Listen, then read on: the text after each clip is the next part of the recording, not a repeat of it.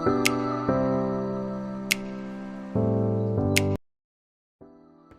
Guys, ಇವತ್ತು ನಾನು ನನ್ನ ಸ್ಟೈಲಲ್ಲಿ ಫಿಶ್ ಫ್ರೈ ಹೇಗೆ ಮಾಡೋದಂತ ತೋರಿಸ್ತೀನಿ. ನನ್ನ ಸ್ಟೈಲ್ ಅಂದ ತಕ್ಷಣ ನಾನು ಕುಕ್ಕಿಂಗಲ್ಲಿ ಪ್ರೋ ಅಂತಲ್ಲ, ಬಟ್ ನನಗೇನಿಷ್ಟ ಅದನ್ನ ಮಾತ್ರ ಇಂಟ್ರೆಸ್ಟ್ ಕೊಟ್ಟು ಕಲ್ತಿರ್ತೀನಿ. ಫಿಶ್ ಅಂದರೆ ನಂಗೆ ಚಿಕ್ಕ ವಯಸ್ಸಿಂದನೂ ತುಂಬ ಇಷ್ಟ. ಸೊ ಇದರಲ್ಲಿ ನನಗೆಲ್ಲ ಥರನೂ ಬರುತ್ತೆ, ಬಟ್ ಫಿಶ್ ಸಾಂಬಾರಂತೂ ನನಗೆ ಸ್ವಲ್ಪನೂ ಇಷ್ಟ ಅಲ್ಲ. ಬಟ್ ಕಬಾಬ್, ಫ್ರೈ ಈ ಥರ ಮಾತ್ರ ಇಷ್ಟ ಫಿಶಲ್ಲಿ. ಇವತ್ತು ಫ್ರೀ ಆಗಿದ್ದೆ, ಹೇಗೂ ಮಾಡ್ತಾ ಇದ್ನಲ್ಲ, ಸೊ ವ್ಲಾಗ್ ಮಾಡ್ಬೇಕು ಅಂದ್ಕೊಂಡೆ.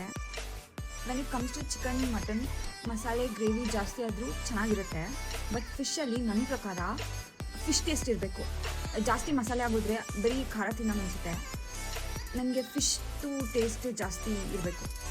ಅದಕ್ಕೆ ನಾನು ಸ್ವಲ್ಪ ಕಮ್ಮಿನೇ ಮಸಾಲೆ ಹಾಕೋತೀನಿ. ಫಿಶ್ಶಿಗೆ ಲೆಮನ್ ಒಂದು ಬೆಸ್ಟ್ ಕಾಂಬಿನೇಷನ್ ಅಲ್ವಾ, ಸೊ ಲೆಮನ್ನು ಜಾಸ್ತಿ ಹಾಕೋತೀನಿ.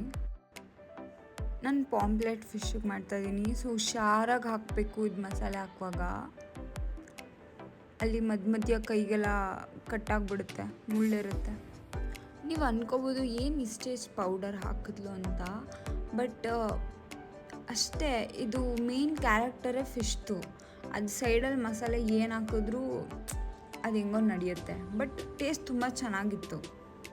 ನಾನ್ ವೆಜ್ಜಲ್ಲಿ ಏನು ಒಂದು ಪ್ಲಸ್ ಪಾಯಿಂಟ್ ಅಂದರೆ ಎಲ್ಲ ಚಿಕನ್, ಮಟನ್, ಆಲ್ಮೋಸ್ಟ್ ಎಲ್ಲ ರೆಸಿಪೀಸ್ಗೂ ಜಿಂಜರ್ ಗಾರ್ಲಿಕ್ ಪೇಸ್ಟು, ಅದೇ ಅರಿಶಿನ, ಖಾರದ ಪುಡಿ ಇಷ್ಟಿಷ್ಟೇ ರಿಪೀಟ್ ಆಗುತ್ತೆ. ಬಟ್ ವೆಜ್ಗಂತೂ ಒಂದೊಂದಕ್ಕೆ ಒಂದೊಂದು ನೆನಪಿಟ್ಕೊಂಡಿರಬೇಕು. ನನಗೆ ಅದಕ್ಕೆ ನಾನ್ ವೆಜ್ ಮಾಡೋಕ್ಕೆ ಸಖತ್ ಇಷ್ಟ. ಫ್ರೀಸ್ ಮಾಡಿದಷ್ಟು ಅದು ಮಾಂಸಕ್ಕೆ ಮಸಾಲೆ ಹಿಡಿಯುತ್ತೆ. ಸೊ ಜಾಸ್ತಿ ಹೊತ್ತು ಫ್ರೀಸರಲ್ಲಿ ಇಡಿ.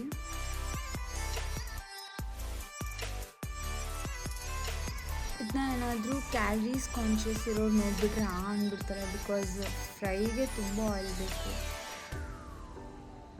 ನಾನು ಆಗ್ತಾ ಇರೋದೇ ಕಮ್ಮಿ ಆ್ಯಕ್ಚುಲಿ. ಇದನ್ನ ಪೂರ್ತಿ ಈವನ್ಲಿ ಆಗಿ ಸ್ಪ್ರೆಡ್ ಮಾಡ್ಕೋಬೇಕು.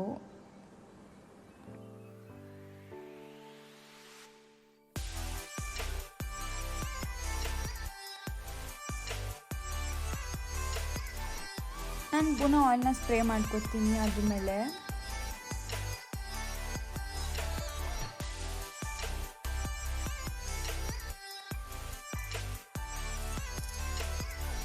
ಇನ್ ಕೇಸ್ ನಿಮಗೆ ಡೌಟ್ ಇದ್ದರೆ ಇದು ನಾನು ಮಾಡ್ತಾ ಇರೋದು ಅಂತ ನೋಡಿ, ನಾನೇ ಮಾಡ್ತಾ ಇರೋದು ಕಷ್ಟಪಟ್ಟು. ಫ್ರೈ ಅಂತ ಗೊತ್ತಾಗಲಿ ಅಂತ ಫ್ರೈ ಸೌಂಡ್ ಹಾಕಿದ್ದೀನಿ ನೋಡಿ. ನಮ್ಮಮ್ಮ ಮಾಡಿಸ್ಕೊಂಡು ತಿಂತಾ ಇದ್ದಾರೆ ಅಂದರೆ ಆಬ್ವಿಯಸ್ಲಿ ನಾನು ಚೆನ್ನಾಗಿ ಮಾಡ್ತೀನಿ ಅಂತಾನೆ.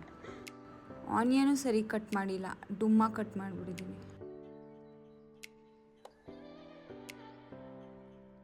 ನನಗೆ ಈ ಪಾರ್ಟ್ ತುಂಬ ಇಷ್ಟ, ಅದು ಮುಂದೆ ಇರುತ್ತಲ್ಲ, ಸಖತ್ ಜ್ಯೂಸಿ ಆಗಿರುತ್ತೆ.